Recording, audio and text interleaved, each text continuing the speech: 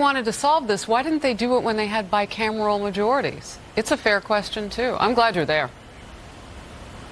Yeah, it is a fair question, and Henry Cuellar actually told us very similar to what he told you. He said he wants this administration to not only deport more migrants, but actually show images of those deportations. Right. He said it's important to show the migrants around the world that if you come here illegally and you file a fraudulent asylum claim or you're not here for a legitimate reason, you're going to get sent back. He says right now the administration is removing people, they just don't want to show it, and he says that's a problem. Well, and we had to dig to find out about Obama's situation, former President Obama's situation, because that also was rather surreptitious. It was very quiet because politically explosive, I would imagine, for Democrats at any time, any date on the calendar for them.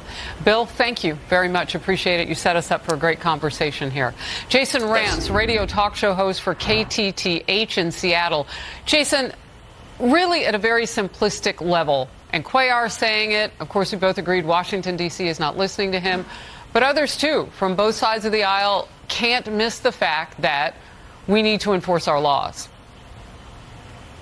Yeah, I don't think there's any doubt about that. And I think part of the reason why Democrats don't want to say that part out loud is because they know that they are not living up to that expectation from the American people. They've told us this entire time that there's not a crisis at the border, that it's completely secure, and that sure, every once in a while someone gets through, but it's not really an issue, so much so that our border czar doesn't actually have to go and visit the border. So when they say that, they realize that they can't walk that back because they'll be called, rightly so, liars. And they're doing this all for politics. And I'm glad there are some folks on the Democrat side, and it's not just Cuellar, some others are speaking up and saying that this is important. It's just unfortunate that we have to get to a midterm election where this is clearly an issue to get some of them to actually speak up.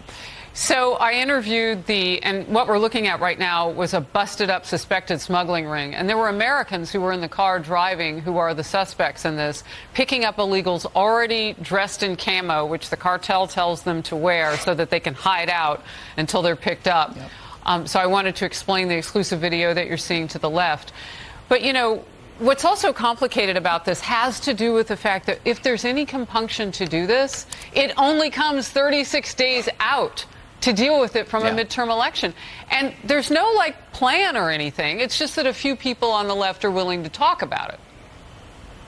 Yeah, I think every single person who's watching right now has heard some politicians say it's time to get a hold of immigration. What does that even mean? Comprehensive immigration reform. I don't know, because whatever it means, clearly it means something different to you and I and to everyone who's watching than the actual politicians who are saying it, because you can't tell me over and over and over again for decades that we need comprehensive immigration reform and yet do literally nothing. Democrats have had control of every branch of our government before, multiple times. They've done nothing. The Republicans are stepping up and saying we need to have a secure border. And then you have Chuck Schumer out there throwing out DACA as if that has anything to do with the current crisis that's happening at our border. It does not. I think there's a lot of room to have conversations about DACA and movement. However, that is not the crisis. We have people who are coming across the country and we don't even know what they're doing.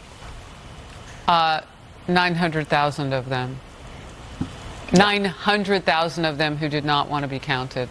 We also can't keep up with the ones who said they did want to be counted. They don't always show up for their court dates, and there are millions of them. All right, let's go to this. Violent crime raging out of control in liberal-led cities and weighing heavily now on the midterm elections 36 days away. So here's another topic that Democrats are jumping in now to talk about. Wow. A warning that some of the images we're about to show you are graphic and disturbing. They're not talking about these. A surveillance camera captured a brutal attack on an elderly jewelry store owner in Delaware. He's hitting that man in the head with a hammer. He falls. He then jumps over the counter at one point and starts kicking him in the head. Look at this. That person isn't even human anymore. In Los Angeles, we've seen chaotic scenes like the one that you see on your screen now. Mobs targeting retail stores, looters grabbing hundreds of thousands of dollars in goods. New York City, a victim of a horrific random attack inside a subway station, is speaking out. I've seen so many people watch this video on the Focus and then just have a visceral response. What happened to her? We're following her medical path. Right now, all we know is that she still may lose sight in one eye. Also caught on surveillance camera.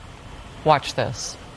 How could they allow somebody like this to be in the street? Who's the person who's supposed to be making sure he's inside and getting treated because of the negligence and keeping us safe and making sure we have the proper security that we need in our city, that something like this have to happen. An innocent person have to lose their eyesight.